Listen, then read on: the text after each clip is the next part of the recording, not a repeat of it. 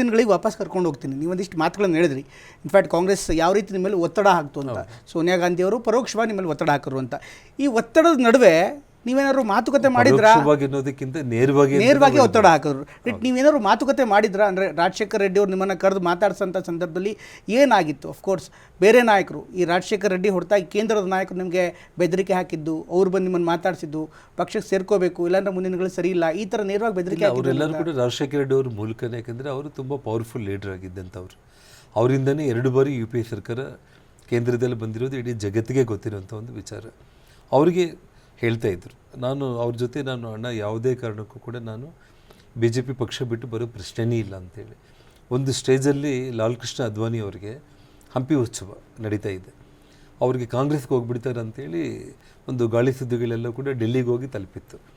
ಅವರು ಹಂಪಿ ಉತ್ಸವಕ್ಕೆ ನಾನು ಬರೋದಿಲ್ಲ ಅಂತ ಹೇಳ್ಬಿಟ್ಟು ನಾವು ಇನ್ವಿಟೇಷನ್ ಕಾರ್ಡ್ ಎಲ್ಲ ಪ್ರಿಂಟ್ ಮಾಡಿದ್ವಿ. ಇಡೀ ಜಗತ್ತೇ ನೋಡುವಂಥ ಉತ್ಸವ, ಅವ್ರ ಕೈಲಿ ಉದ್ಘಾಟನೆ ಮಾಡಿಸ್ಬೇಕು. ಇಲ್ಲ ನೀವು BJP ಪಾರ್ಟಿ ಬಿಟ್ಟು ಕಾಂಗ್ರೆಸ್ಗೆ ಹೋಗ್ಬಿಡ್ತೀರ ಅನ್ನೋಂಥ ಸುದ್ದಿಗಳು ಕೇಳಿಸ್ತಾ ಇದೆ ಅಂತಂದರೆ, ನಾನು ಸುಷ್ಮಾ ಸ್ವರಾಜ್ ಅವ್ರ ಜೊತೆಯಲ್ಲಿ ಅವ್ರ ಮನೆಗೆ ಹೋಗಿ ಅನಂತಕುಮಾರ್ ಅವರು ಜೊತೆಯಲ್ಲಿದ್ದರು. ನಾನು ಹೇಳಿದೆ, ಸರ್ ಪ್ರಾಣ ಹೋದರೂ ಕೂಡ ಪಕ್ಷಕ್ಕೆ ಯಾವುದೇ ರೀತಿಯಲ್ಲೂ ಕೂಡ ನಾವು ದ್ರೋಹ ಬಗೆಯವರಲ್ಲ. ಆ ರೀತಿ ಒತ್ತಡಗಳು ನಮ್ಮ ಮೇಲೆ ಇದೆ.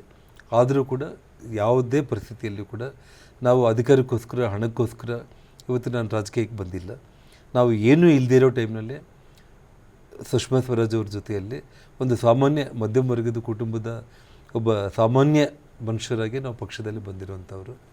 ಸೊ ಭಗವಂತ ನಮ್ಗೆ ಇಷ್ಟೆಲ್ಲ ಮಾಡಿರೋಂಥ ಸಂದರ್ಭದಲ್ಲಿ ಯಾವುದಕ್ಕೂ ನಾನು ಹೆದರೋನಲ್ಲ. ನಾನು ಹೋಗಲ್ಲ ಅಂತಂದರೆ ಇಮ್ಮಿಡಿಯೇಟಾಗಿ ಅವ್ರ ಶ್ರೀಮತಿ ಅವ್ರನ್ನ ಕರೆದು, ಮಗಳನ್ನು ಕರೆದು, ಇವತ್ತು ನಾನು ನಿಮಗೆ ಆ ಫೋಟೋಸು ವೀಡಿಯೋಸು ಈ ಪ್ರಶ್ನೆ ಬರುತ್ತೆ ಅಂದರೆ ತೊಗೊಂಡು ಬರ್ತಾಯಿದ್ದೆ ನಾನು. ಎಲ್ಲರೂ ಹಂಪಿಗೆ ಹೋಗೋಣ, ಜನಾರ್ದನ್ ರೆಡ್ಡಿ ಯಾವುದೇ ಕಾರಣಕ್ಕೆ ತಪ್ಪು ಮಾಡಿಲ್ಲ, ಭಾರತೀಯ ಜನತಾ ಪಕ್ಷ ಅವರು ಬಿಡಲ್ಲ, ಸೊ ಕಾಂಗ್ರೆಸ್ಗೆ ಹೋಗಲ್ಲ ಅವರು, ಸೊ ನಾವು ಎಲ್ಲರೂ ಹೋಗೋಣ ಅಂತೇಳಿ ಇಡೀ ಕುಟುಂಬ ಬಂದರು.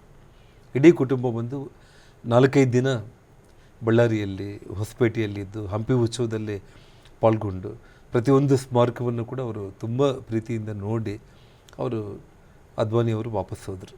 ಹಾಗಾಗಿ ಯಾವುದೇ ಕಾರಣಕ್ಕೂ ಕೂಡ ಎಷ್ಟು ಒತ್ತಡಗಳು ಬಂದರೂ ಕೂಡ ನಾನು ಬಗ್ಗಿಲ್ಲ. ಅವರು ಕೇಸ್ಗಳನ್ನ ಮಾಡ್ತೀವಿ ಅಂತೇಳಿ ಇದು ಸುಮಾರು ಇನ್ನೇನು ಕೇಸ್ ನಾಳೆ ಆಗುತ್ತೆ, ನಾಡಿದ್ದಾಗುತ್ತೆ, ನಾಳೆ ಆಗುತ್ತೆ ಅಂದರೂ ಕೂಡ ನೀವು ಕೇಸ್ ನಾಳೆ ಮಾಡಿ ನಾಡಿದ್ದೇ ಬಂದು ನಾನು ಬಂಧನ ಮಾಡ್ತೀವಿ ಅಂದರೂ ಕೂಡ ನಾನು ಯಾವುದೇ ಕಾರಣಕ್ಕೆ ಹೆದರಲ್ಲ ಅಂತ ಹೇಳಿದೆ. ಕೇಸ್ ಮಾಡಿದ್ರು. ಕೇಸ್ ಮಾಡಿದ ತಕ್ಷಣ ಲಾಯರ್ಗಳೆಲ್ಲರೂ ಕೂಡ ಬಂದು ಆ್ಯಂಟಿಸಿಪೇಟ್ರಿ ಬೇಲ್ಗೆ ಅಪ್ಲೈ ಮಾಡಿ ಅಂತ ಕೇಳಿದರು. ಮಾಡಲ್ಲ ಅಂತಂದೆ ನಾನು ಆ್ಯಂಟಿಸಿಪೇಟ್ರಿ ಬೇಲ್ ತೊಗೊಳ್ತಾ ಇದ್ದೀನಿ ಅಂತಂದರೆ ನಾನು ತಪ್ಪು ಮಾಡಿದ್ದಂಗೆ ಆಗುತ್ತೆ. ಸೊ ಯಾವುದೇ ಕಾರಣಕ್ಕೂ ನಾನು ಆ್ಯಂಟಿಸಿಪೇಟ್ರಿ ಬೇಲ್ ತೊಗೊಳ್ಳಲ್ಲ. ಅವ್ರು ಏನು ಮಾಡ್ಕೊತಾರೋ ಮಾಡ್ಕೊಳ್ಳಿ, ನಾನು ಫೇಸ್ ಮಾಡ್ತೀನಾಗಲಿ, ನಾನು ಯಾವ ತಪ್ಪು ಮಾಡಿಲ್ಲ, ನಾನು ಯಾರಿಗೂ ಹೆದರೋ ಪ್ರಶ್ನೆನೇ ಇಲ್ಲ ಅಂತೇಳಿ ಅಷ್ಟು ಕಟ್ಟುನಿಟ್ಟಾಗಿ ನಾನು ಇದ್ದಂಥವ್ರು. ರೈಟ್. ಕೊನೆಯದಾಗಿ ನೀವು ರಾಜಕಾರಣದಲ್ಲಿ ಇಷ್ಟೆಲ್ಲ ನೀವು ಬಂದಿದ್ದೀರಿ, ಸಾಕಷ್ಟು ಅನುಭವಗಳಾಗಿದೆ. ಒಬ್ಬ ರಾಜಕಾರಣಿ ಏನು ಮಾಡಬಾರ್ದು ಅಂತ ಸಂದೇಶ ಕೊಡ್ತೀರಿ? ಏನು ಮಾಡಬಾರ್ದು ಅನ್ನೋದಕ್ಕಿಂತ ಇವತ್ತಿನ ಪರಿಸ್ಥಿತಿಯಲ್ಲಿ ಜನರಿಗೆ ನಾವು ಏನೇ ಮಾಡಿದರೂ ಕೂಡ ಒಂದು ಸಮಯದಲ್ಲಿ ಹೀರೋ ಕಾಣಿಸಿರೋ ಒಬ್ಬ ವ್ಯಕ್ತಿ ಸಡನ್ನಾಗಿ ವಿಲನ್ ಆಗುವಂಥ ಒಂದು ವಾತಾವರಣ ರಾಜಕೀಯದಲ್ಲಿ ಸೃಷ್ಟಿಯಾಗುತ್ತೆ. ಅದಕ್ಕೆಲ್ಲ ತಂತ್ರ ಕುತಂತ್ರಗಳು, ಪ್ರತಿಪಕ್ಷಗಳು, ಒಬ್ಬ ಮನುಷ್ಯನ ಬೆಳವಣಿಗೆಗೆ ಎಷ್ಟೋ ಮಾರ್ಗಗಳೆಲ್ಲ ಕೂಡ ಸೃಷ್ಟಿಯಾಗುತ್ತೆ. ಬಟ್ ಅದನ್ನು ಫೇಸ್ ಮಾಡಿ ಮುಂದಕ್ಕೆ ಹೋಗಬೇಕೇ ವಿನಃ ನಾವು ಅದನ್ನು ತಪ್ಪಿಸ್ಕೊಳ್ಳುವಂಥ ಒಂದು ವ್ಯವಸ್ಥೆಯನ್ನು ಸೃಷ್ಟಿ ಮಾಡ್ಕೊಳ್ಳೋದಕ್ಕೆ ಯಾರ ಕೈಯಲ್ಲೂ ಕೂಡ ಸಾಧ್ಯನೇ ಇಲ್ಲ. ಅದೇನಿದ್ರೂ ಕೂಡ ಆ ಭಗವಂತ ಒಬ್ಬನ ಮಾಡಬೇಕೇ ವಿನಃ ನಮ್ಮ ಕೈಯಲ್ಲಿ ಏನೂ ಇರೋದಿಲ್ಲ ಅನ್ನೋದು ನನಗೆ ತಿಳಿದಿರೋಂಥ ಒಂದು ವಿಚಾರ. ಜನಾರ್ದನ್ ರೆಡ್ಡಿ ಅವರೇ, ಬಳ್ಳಾರಿಲಿ ಶ್ರೀರಾಮುಲು ಗೆಲ್ತಾರ ಈ ಸರಿ? ವಾತಾವರಣ ತುಂಬ ಟಫ್ ಆಗಿದೆ ಅನ್ನುವಂಥ ಮಾತುಗಳು ಕೂಡ ಕೇಳಿಬರ್ತಾ ಇದೆ. ಇನ್ನೂ ಒಂದು ಮಾತಿದೆ, ಬಹುಶಃ ಶ್ರೀರಾಮುಲು ಅವರ ಗೆಲುವಿಗೋಸ್ಕರನೇ ರೆಡ್ಡಿ ಅವ್ರನ್ನ ಈ ಸಂದರ್ಭದಲ್ಲಿ ಪಕ್ಷಕ್ಕೆ ಬರ್ಮಾಡ್ಕೊಳ್ಳಾಯಿತು ಅಂತ.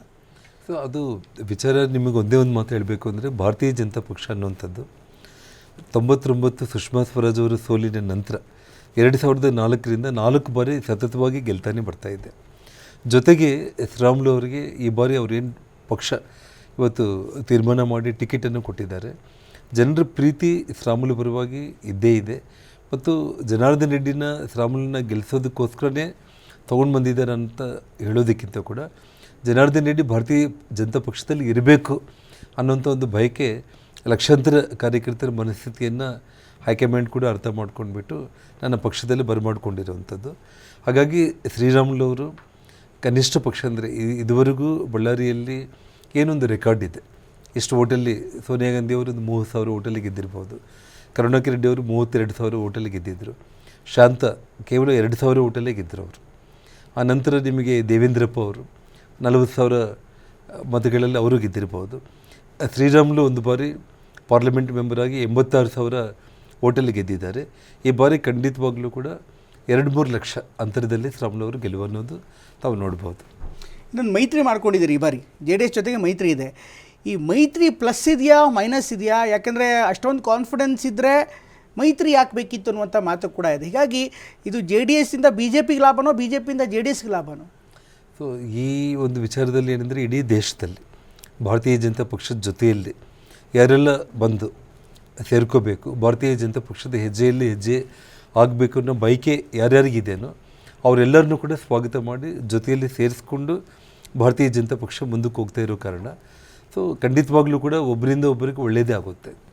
ಥ್ಯಾಂಕ್ ಯು ಸೋ ಮಚ್, ಧನ್ಯವಾದ ನಮ್ಮ ಜೊತೆಗೆ ಮಾತಾಡೋಕ್ಕೆ. Thank you sir. ಇದಿಷ್ಟು ಜನಾರ್ದನ್ ರೆಡ್ಡಿ ಅವರು ಹೇಳ್ತಾ ಇರುವಂಥ ಮಾತು. ಇದು ಈ ಹೊತ್ತಿನ ವಿಶೇಷ. ನಿರಂತರ ಸುದ್ದಿಗಾಗಿ ನೋಡ್ತಾ ಇರಿ TV9.